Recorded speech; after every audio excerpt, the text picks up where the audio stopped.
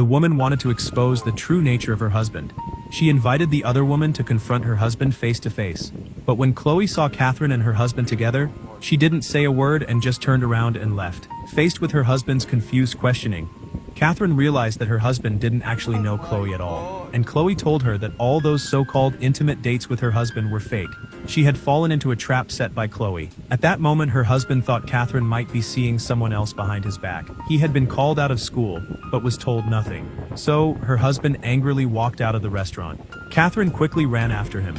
She explained everything to her husband. She said that her name was Chloe. A girl.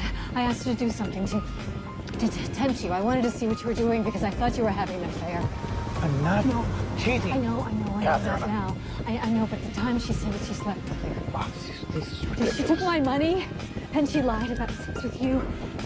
And I'd meet up with her, she'd tell me every detail. Then, Catherine finally expressed all the feelings she had kept inside for the past few years. Once a week, and then Michael was born, and then we became parents, and we were best friends. I didn't know how to go from being your best friend to love. Stop touching me. David, I couldn't look at myself. I didn't know who I was. I think I'm 19, and then I look in the mirror, and I'm this person that doesn't know how to seduce you. She did all of this simply because she cared so much about their family. Then, the two of them reconciled. It all started because she saw a photo of her husband with someone else and suspected he had betrayed her. So, she reached out to Chloe to test her husband's loyalty. But every time, Chloe said she was happy with her husband. Gradually, Catherine became completely disappointed in her husband. To relieve the hurt in her heart, Catherine became involved with Chloe. What she didn't expect was that Chloe actually wanted her.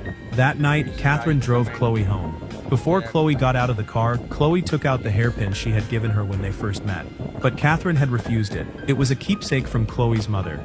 It was one of her most cherished possessions. At that time, Catherine didn't know that the hairpin was not just a gift, but also a symbol of Chloe's feelings. Seeing the hopeful look in Chloe's eyes, this time, Catherine didn't refuse and accepted the hairpin. The next day, when she saw Chloe holding a bouquet of lilies at her clinic, she realized that things had gotten out of hand. To make up for her irrational behavior that night, she gave Chloe a large sum of money, hoping to end the relationship right there.